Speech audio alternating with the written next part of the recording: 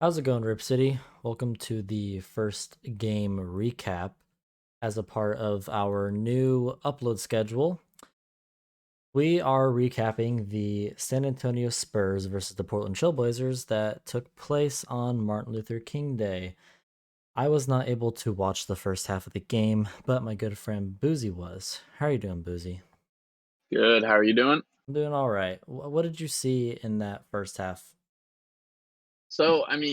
Obviously a different starting lineup with Rodney Hood now moving in with CJ going out for the week and getting it reevaluated next Monday. But it really didn't seem like Rodney Hood missed a beat, from what CJ would normally do. He was playing aggressive, coming off screens, hitting his shots. Something that, we saw back, when we went on our run to the Western Conference Finals against Denver. He came in, hit some clutch shots, stuff like that. And it's definitely good to see that this is a type of player that he's coming off his crazy injury and just wasn't starting off the season too hot, scoring more points in this game than he has all season combined. But then it kind of, once the scoring stopped, it went into a Dame show and he started playing a little more iso ball and the offense got a little more stagnant.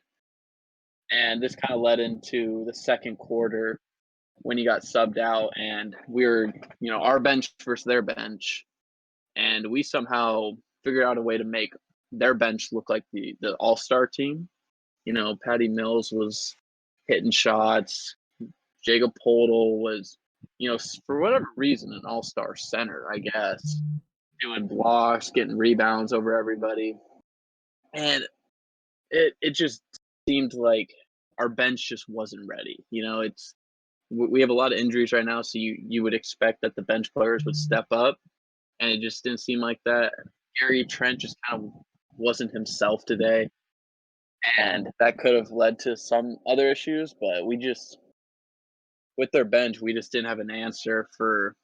They weren't trying too hard either. The Spurs to score, they were just open and hitting their open shots, and that's something that we have to work on. Obviously, without CJ for a couple games, and Nurk for the long haul, just kind of finding that leader for that second unit. I mean, Anthony, he's a scorer, that's for sure. But this is kind of his, big test to see if he can lead the team. And it didn't really get picked back up in that second quarter until Dame came back in. And then we started making shots, getting people open. Rodney Hood came back in, doing the same thing. But I think this for the rest of the week or longer, depending how long CJ eventually will be out.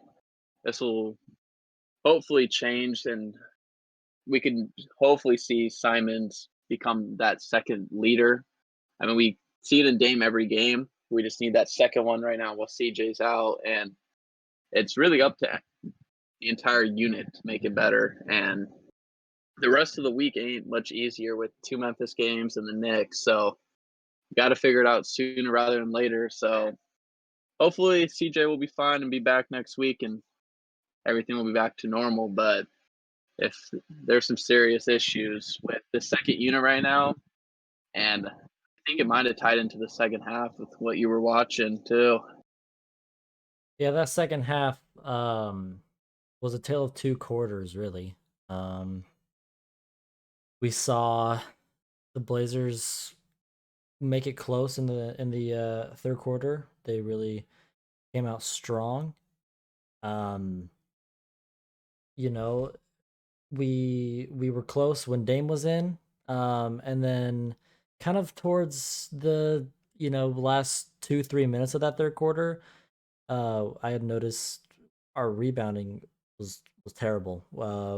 They were getting boards off of free throws. We were starting to miss some layups, and I knew that wouldn't bode well going into the fourth quarter, especially when Damian Lillard didn't start the fourth quarter. That it's very obvious that without CJ on the court and that second unit in there, we just can't score. We just cannot score the ball. And because usually when we run the second unit, we have either Dame or CJ, usually CJ in. And so him not being here is a glaring hole. I think Rodney Hood had an excellent game overall. I think, um, obviously I wasn't able to watch the first half, but um, I think Rodney, 9 to 14, 21 points. That's not what anybody had expected out of him. And Harry gave him the start today, and he really stepped up um, into the role that we didn't really think he, was gonna get. Um, the Rudy Gay and Patty Mills, man, their second half, especially their fourth quarter. I mean, it was like they were putting up shots in the open gym. Uh, there was just wide open shots after wide open shots, and then we were running down the court and trying to play hero ball and get back into it, and running some goofy sets where it was really tough turnaround. ISO shots from Melo a couple times. Not saying he had a bad game, but um, he had some misses there that were kind of key while the Spurs were on their run.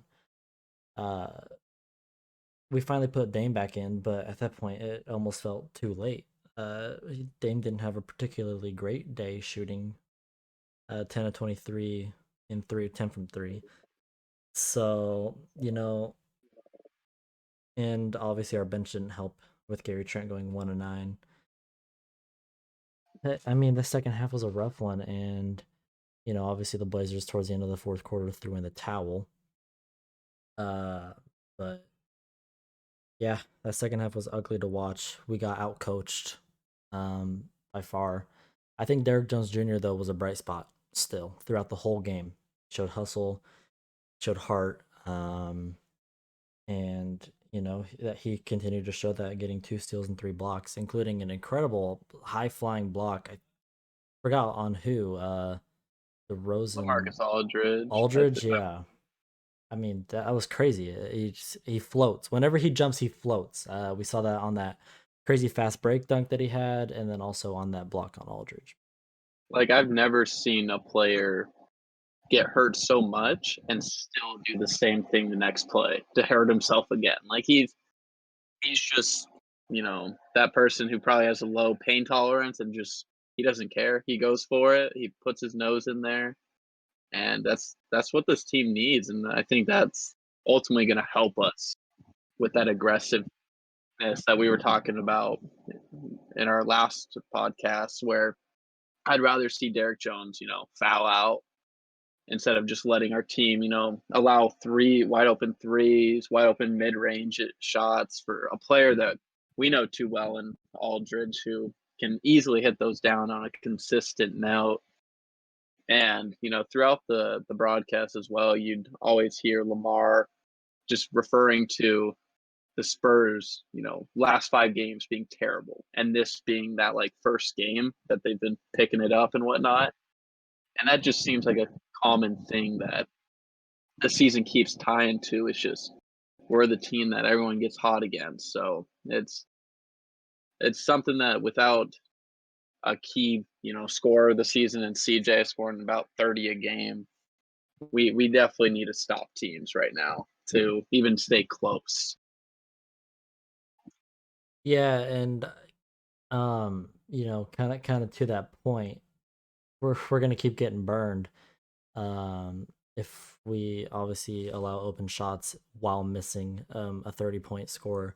Because, I mean, tonight, Rodney Hood filled some of that void, scoring 21, but we just didn't have any help because coming into this game, we didn't expect Rodney to score 21. So imagine if he had his normal Rodney game that we've kind of, gotten accustomed to seeing this year. I mean, we would have lost by like 40. I'm in a way we're almost lucky to lose by only 21. So yeah, it was a rough game. Blazers fall 125 to 104. I want to move into press conference. The offensive genius Terry Stotts. Let me pull up the press conference really quick. Dwight James asked a very good question. Let's listen in. Next question is coming from Dwight James at NBC Sports Northwest. Terry, they opened the game with about 6 pick and rolls for LaMarcus, where he just got his medium range jumpers and made them. Has the way he been he's been playing affected the way you covered that, or did you intend to cover it with a drop and giving him those shots? So before we listen to Mr. Stotts' response, Dwight James asked him, on the pick and roll, we drop the big, and basically he was saying on a guy like LaMarcus that doesn't work. What do you think a reasonable response to that would be, Boozy? Why would you drop on the pick and roll against LaMarcus Aldridge? I mean, I can't give you a reason. I mean, you do it against Rudy Gobert, you do it against Drummond, you do it against people who stay in the paint. You don't you don't do it against a shooter. I mean, this is like doing that to freaking Dirk Nowitzki. You don't drop like that. So I'd love to hear what he has to say now. Well, let's hear what Coach said. Well, LaMarcus made some shots, no question, and our goal was to make them take long twos, and they did, and he made them. We adjusted as the game went on. We blitzed a couple times. We did. Did you hear that? Our goal was to make him take long twos. This man right here, Coach LaMarcus Aldridge, he knows he can make long twos. LaMarcus shot 10 of 17. Many of those off of long twos, which were wide open because of Terry's drop scheme on pick and rolls. Fire this man. I mean, come on, man. Come on, man. It's like, I mean, if you were playing against Houston, sure, they're not going to shoot long twos. You give those them because they're not going to shoot them. But when LaMarcus, I mean, he can, step out to three, but that's not his bread and butter. His bread and butter is, right top of the key, a couple steps outside the free throw line. That's where he was getting most of his shots in that, short corner. That's where he's been money. That's where he is always at in shooting. Obviously, he hasn't had, the shooting that he had tonight, obviously, for the season. But this is an all-star guy. He's obviously not getting as much of a usage, so he's not shooting as much, but you never drop on a guy who can easily get hot and still is high quality player. That was just a ridiculous response to it, in what my opinion was a great question by Dwight James, one of the best in the Portland sports media business. So yeah, fire Terry's thoughts. I think that's gonna wrap up our game recap. Blazers beat the Spurs 125 to 104 in ugly game. We thank you guys for watching. We will see you next time.